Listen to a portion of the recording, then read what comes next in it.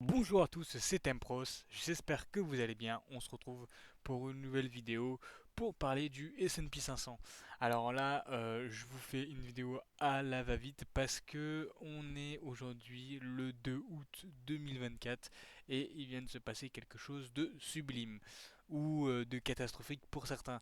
En fait, si vous voulez, la bourse américaine, le S&P 500, a chuté de 4%.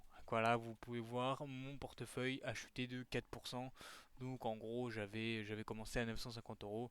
Là, je suis à 922 euros. Bon, comme je l'ai dit, moi j'ai une vision long terme, donc bon, je me fais aucun souci sur ça. Et surtout que c'est bientôt le jour de mon DCA, donc je vais pouvoir investir en période de baisse. Et ça, c'est magnifique. Alors, je vois énormément de personnes sur Twitter. Bon, déjà, c'est pas la plateforme où il faut aller pour tout simplement se renseigner sur les baisses. Mais voilà, je vois beaucoup de personnes sur les réseaux paniquer. Oh, faut vendre ou quoi.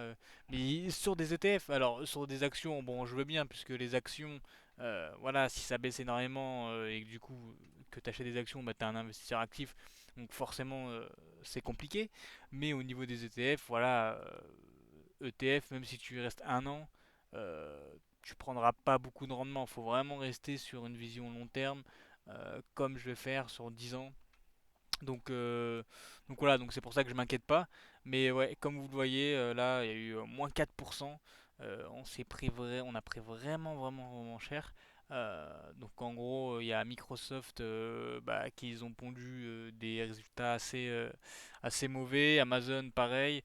Apple aussi, ouais, Apple 0,2%. Alors Apple, ça va. Mais c'est sûr que, ouais, pareil, Intel, hein. Intel compliqué. Mais ouais, vous voyez, c'est les 7 merveilles, comme on les appelle. Ils ont ça a assez tabassé. Bah là, comme vous voyez aussi, pareil, Nasdaq, hein, le Nasdaq, quand t'es exposé Nasdaq, voilà. Mais bon, quand t'es exposé S&P 500, bah ça paye pas de mine non plus. Donc voilà, donc après, voilà, et voilà, vous voyez là, Amazon moins 10%, Intel moins 27%. Donc voilà, donc ça risque de baisser encore dans les jours à venir. Donc si il y a des gens qui sont S&P 500, full marché comme moi américain, ne vous inquiétez pas, vraiment restez sur votre DCA. Voilà, c'est les choses qui arrivent en bourse. D'ailleurs, ça ira beaucoup plus bas, je pense. Et sincèrement, tant mieux, puisque c'est là où justement tu fais marcher le DCA, voilà, tu rajoutes de la liquidité au portefeuille. Et de toute façon, tu verras dans 1 ou 2 ans, ça sera déjà meilleur, même si moi, ma vision, c'est long terme, 10-15 ans. Et, euh, et voilà. Voilà, donc pour toutes les personnes qui s'inquiètent, ne vous inquiétez pas, restez sur vos positions, vraiment, ne vendez pas ou voilà, parce que vous avez peur, c'est vraiment, voilà, comme j'ai dit, c'est vision long terme. Je sais que je le répète beaucoup, mais voilà, donc vraiment, il faut pas paniquer. Il y a aussi quelque chose, c'est que en Amérique, en fait, ils avaient tout simplement des résultats aussi au niveau des personnes, du taux de chômage en fait. Donc du coup, des personnes qui travaillent et qui ne travaillent pas.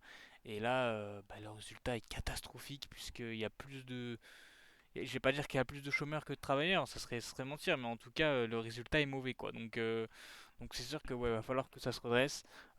Est-ce que Trump va réussir à relever ça? Au niveau du marché des cryptos, en tout cas, il a l'air de s'y intéresser. La bourse, je pense que à chaque fois qu'il a été président, enfin, en tout cas la dernière fois qu'il a été élu président, au niveau des marchés boursiers, ça s'est bien passé. Donc est-ce que ça va mal se passer dans 4 mois? Je sais pas. En tout cas, dans tous les cas, là, on est sur le présent. Le présent, ça se casse la gueule. Mais pour mieux rajouter la liquidité, pour rester sur notre petit DCA. Donc voilà. Donc moi, ce que je vous conseille, c'est voilà, rester sur vos positions, n'ayez pas peur. Voilà, renseignez-vous au maximum. Mais voilà, il n'y a pas vraiment de quoi paniquer. C'est moins 4% sur un BNP Paribas qui fait 8% à l'année, vraiment le S&P 500. Vraiment, dans des. Et encore, le 8%, c'est vraiment quand il est vraiment au plus bas. Donc, euh, donc voilà.